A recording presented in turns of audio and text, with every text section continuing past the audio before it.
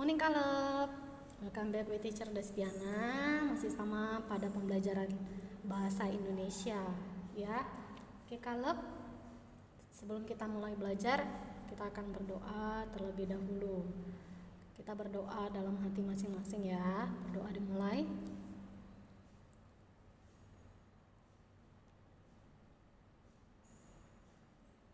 Berdoa selesai.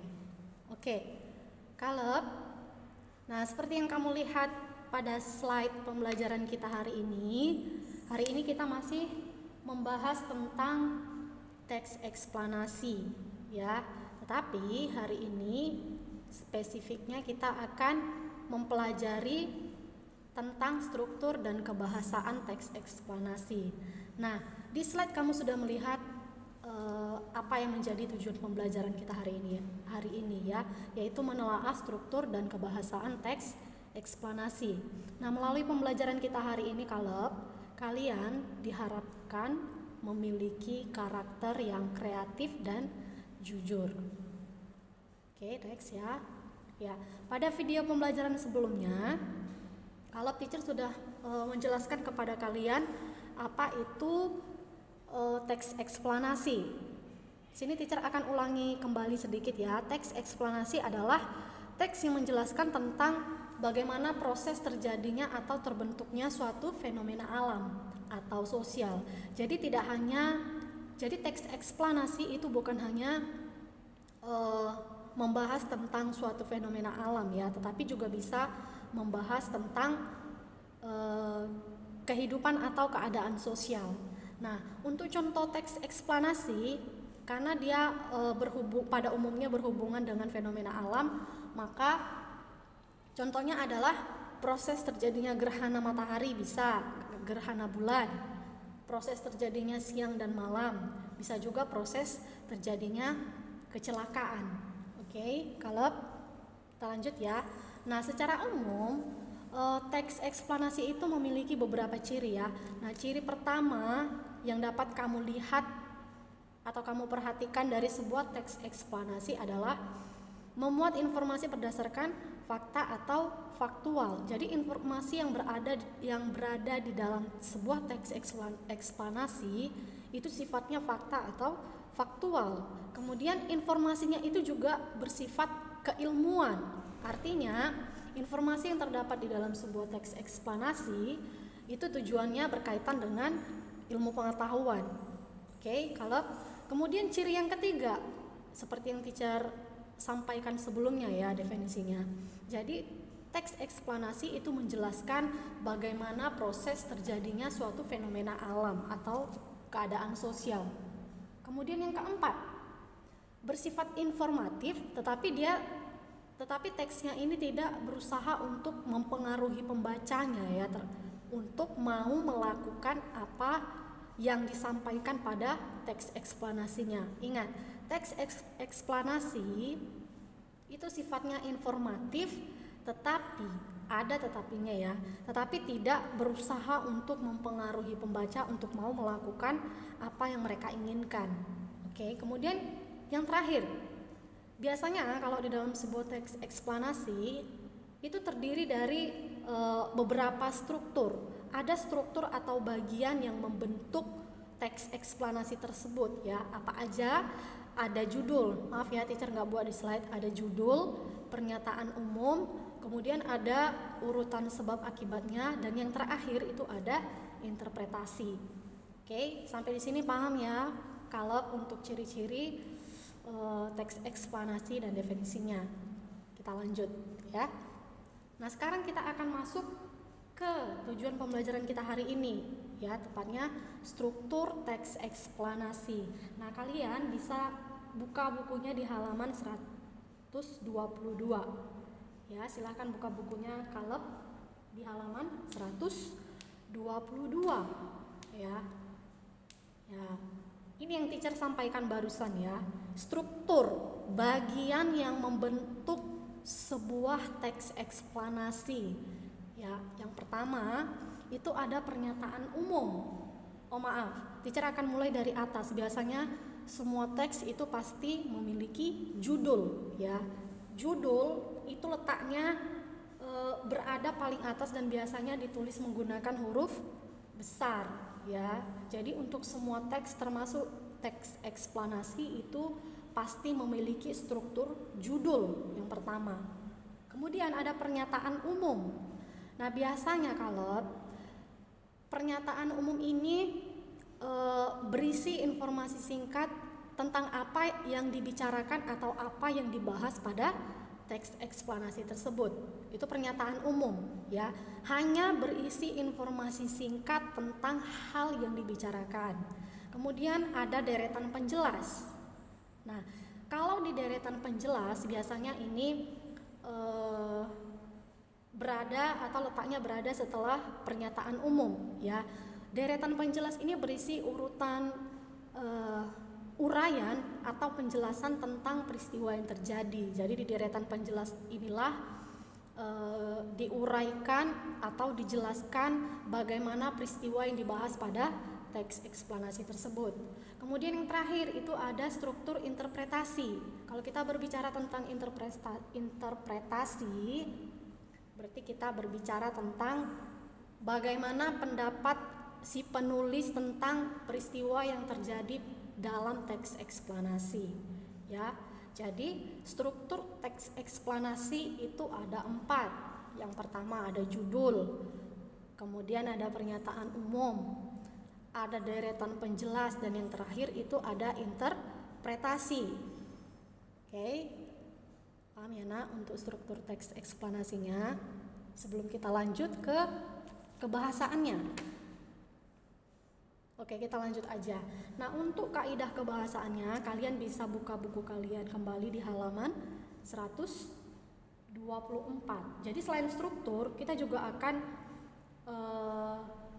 belajar tentang kaidah kebahasaan. Artinya, seperti apa bahasa yang digunakan di dalam sebuah teks eksplanasi ya. Nah, perhatikan slide-nya. Di buku kamu juga ada ya. Yang pertama, kaidah kebahasaannya adalah menggunakan kata kerja tindakan atau yang kita kenal dengan istilah aksi ya. Aksi berarti ada suatu tindakan atau perbuatan untuk menunjukkan kejadian apa yang sedang berlangsung di dalam teks eksplanasi tersebut. Nah, tujuannya apa? Kenapa di dalam sebuah teks eksplanasi itu harus ada kata kerja aksi? Jadi tujuannya untuk menjelaskan suatu proses atau peristiwa tertentu dan didukung oleh fakta ya, karena teks eksplanasi ini sifatnya faktual. Oke. Nah, apa saja contoh kata kerja aksi yang biasanya digunakan di dalam sebuah teks eksplanasi? Itu banyak ya. Ingat, kata kerja aksi berarti adanya tindakan. Contohnya bisa membaca, mengolah, menulis, memasak, dan lain sebagainya. Kemudian yang kedua, menggunakan kalimat pasif. Nah, kalimat pasif ini biasanya digunakan untuk menjelaskan suatu hal yang dikenai pada subjek kalimatnya ya.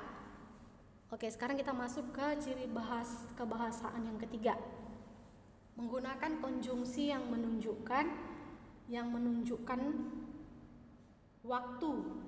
Nah, dari namanya saja kita sudah bisa menebak bahwa kaidah kebahasaan yang ketiga ini pasti menjelaskan tentang suatu proses atau peristiwa dengan menggunakan konjungsi. Ingat, konjungsi itu adalah kata hubung yang menunjukkan waktu ya. Contohnya apa, teacher? Contohnya seperti kata sesudah, sementara, sebelum, ketika, sehabis, setelah, sehingga, sejak, selama, sampai, dan kemudian. Masih banyak yang lainnya juga ya. Kemudian ciri kebahasaan yang keempat, menggunakan konjungsi sebab akibat. Nah, fungsi konjungsi sebab akibat, fungsi penghubung sebab akibat itu gunanya untuk menghubungkan kalimat atau menghubungkan paragraf yang memiliki hubungan sebab akibat. Ya, contoh kata yang sering digunakan untuk konjungsi sebab akibat itu seperti karena itu, sebab, disebabkan, akibatnya, dan sebab itu. Ya, di buku kamu juga sudah lengkap ya nak. Jadi nanti kamu bisa tinggal melihat dan membaca di buku masing-masing. Kemudian ciri kebahasaan yang kelima itu adalah menggunakan kata nomina umum dan abstrak. Ya, kalau dalam sebuah teks eksplanasi biasanya menggunakan kata nomina umum yang memang sudah banyak diketahui oleh kalangan masyarakat, oleh pembaca, ya. Di mana kata tersebut juga bisa bersifat abstrak, artinya nggak konkret, ya. Contoh katanya kemerdekaan, pembacaan, pendalaman, pengendapan. Nah, itu adalah kata-kata nomina umum yang memang sudah banyak diketahui oleh pembaca, tetapi sifatnya dia bersifat abstrak atau tidak konkret. Oke, kemudian kaidah kebahasaan yang keenam, menggunakan terminologi teknis atau istilah ilmiah. Nah, biasanya ini kalau kita berbicara tentang terminologi teknis, berarti di sana ada gabungan kata. Ada kata dan bisa juga gabungan kata, dan biasanya kata dan gabungan kata ini digunakan dalam konteks tertentu, ya. Biasanya juga berkaitan dengan istilah ilmiah seperti ilmu kimia, istilah kegunungan, istilah matematika. Nah, itu banyak menggunakan istilah-istilah terminologi teknis atau istilah ilmiahnya, ya, paham ya. Nah, untuk kaidah kebahasaan yang terakhir, untuk kaidah kebahasaan yang terakhir dalam sebuah teks eksplanasi kita juga harus menggunakan majas. Nah, apakah majas itu bukan hanya digunakan dalam pembuatan puisi, teacher? Karena kan biasanya puisi itu menggunakan kata-kata yang indah, ya, otomatis kita juga harus menggunakan majas. Tidak, jawabannya tidak ya. Di dalam sebuah teks eksplanasi, kalau kamu juga bisa menggunakan majas untuk mempercantik susunan kalimatnya, ya. Jadi tujuan kita menggunakan majas dalam teks eksplanasi ini adalah agar kita memperoleh efek tertentu, ya, sehingga ketika seorang pembaca membaca sebuah teks eksplanasi, dia memiliki kesan imajinatifnya, ya. Tetapi perlu kalian ingat kalau penggunaan majas dalam teks eksplanasi dia itu sifatnya manasuka, ya. Artinya apa, teacher? Apa sih artinya manasuka? Nah, arti manasuka di sini, kamu boleh menggunakan majas ketika kamu menulis sebuah teks eksplanasi, dan kamu juga boleh tidak menggunakan majas dalam penulisan teks eksplanasi. Artinya kamu tidak dipaksa untuk memasukkan atau menggunakan majas dalam menulis teks eksplanasi. Nah, ini adalah kaidah kebahasaan dalam teks eksplanasi. Jadi ada 7 kaidah kebahasaannya, ya. Ini yang perlu kamu perhatikan kalau kamu ingin menulis sebuah teks eksplanasi. Oke? Nah, untuk feedback kita hari ini, nak, teacher hanya